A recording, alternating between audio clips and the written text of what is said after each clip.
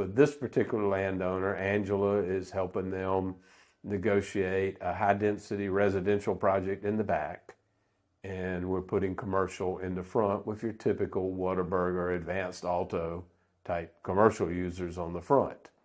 Very few people have the knowledge or experience or contacts being the biggest one, to handle that many different uses going on one piece of property.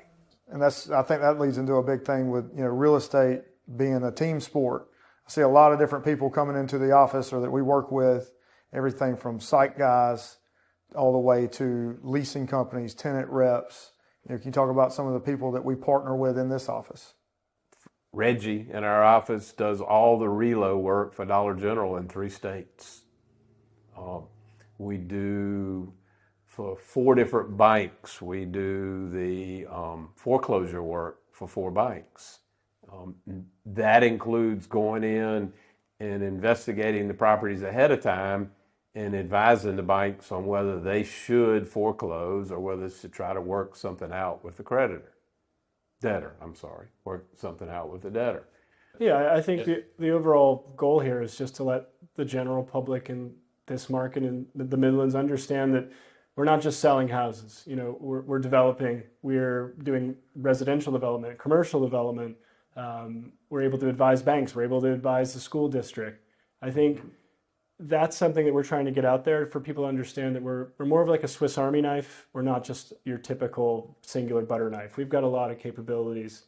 And if you have any issues or any challenges or any questions, just come in, give us a ring. I think that's something that we haven't done a great job of getting out there, but we're starting now.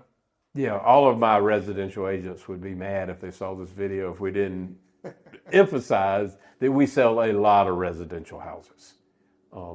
I was at my sister's birthday party the other day on Blossom Street in Columbia. Riding down Columbia, surrounded by all the big Columbia real estate companies, and Reggie has a Southern Vision sign on one side of the street, and Ann has a Southern Vision sign on the other side of the street in downtown Columbia. We have 3 or 4 other residential listings coming up there. Of course, on Lake Murray, we dominate the high dollar house market. I know we've done the 2 highest sales this year on the lake. We probably have a couple of the highest listings right now. And it keeps going on and on and on. So Gregory mentioned that right now, Clement Point's our crown jewel. Clement Point will have lot sales in there above $1 million. And by the time the dust settles, we'll probably have total package of $4 to $5 million on some of the houses. Kind of amazing.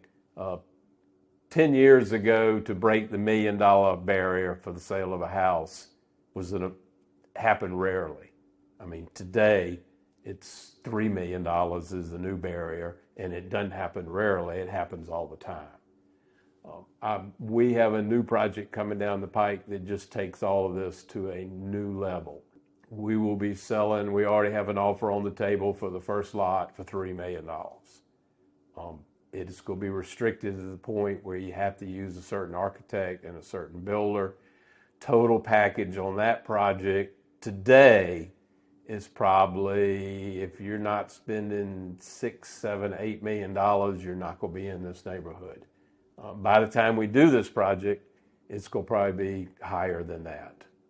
The first house in the project is probably a $15 million to $20 million house. They will have a $1 million structured garden in their yard. So it's amazing what's happening on Lake Murray. It's exciting. Right. It's almost this is a second home.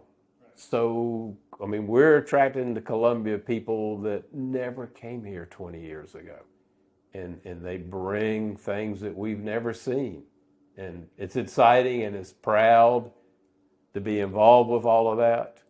It's frustrating to see county council and other people put ordinances and rules in place that are trying to stop it. I won't go into detail on this particular project, but we had some major hurdles to get a $10 million project on the books.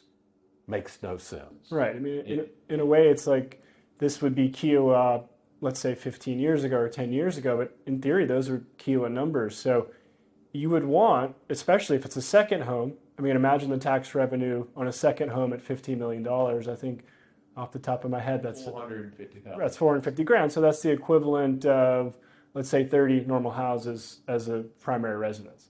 So you're not having urban sprawl. You're having something that, brings more wealth to the county, more influence, and more spotlight. Again, these are things you would think you would want, but we understand that people just don't want development at all, and that's fine. But that's just, there's an inevitability of South Carolina is in a lot of ways is kind of similar to Florida in the 80s or 90s, where everyone's coming here. It's cheap. There's a lot of good schools. There's a lot of opportunity, and there's a lot of jobs. And so the growth isn't going to stop. The question is, yes, you can mitigate certain things you want to, not happen, whether that's save grand trees or have green space. We're not against that at all. In fact, we like that. I think it's just, there's growth. Okay, what do we do? And obviously, if you have draconian or arbitrary rules that aren't logical, it's going to create a lot of blowback, and you've got to be careful with creating negative press about a place that has so much potential.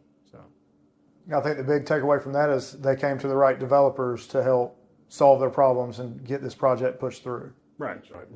This particular project, unfortunately, they got bad advice to start it, and we're having to pretty much wipe the slate clean and start over, and cross our fingers and hope we can convince the county fathers to help us get through the maze of rules that they've put in place.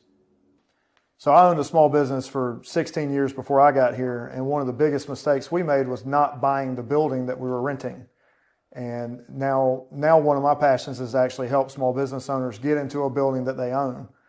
And just when you compare the two, $3,000 a month in rent versus a $500,000 building, you can put $10,000 extra in your pocket as the owner of the building, plus capture the depreciation, plus capture the appreciation.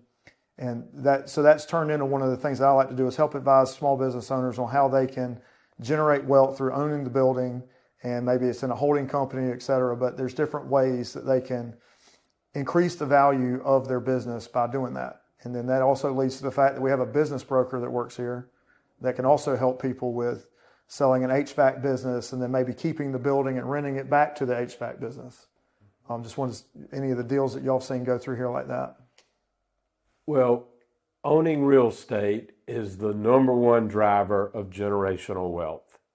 And everybody should have that as one of their main goals, is to create generational wealth. And whether you're on the commercial side or the residential side, you should really have a plan of trying to put real estate in your portfolio every year.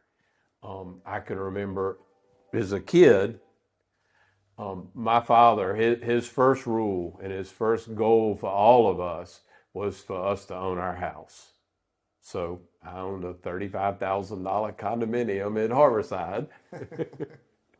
But that started, and eventually I sold that $35,000 condo at Harborside and built my first lake house from the proceeds of that sale. And that started generational wealth in my family.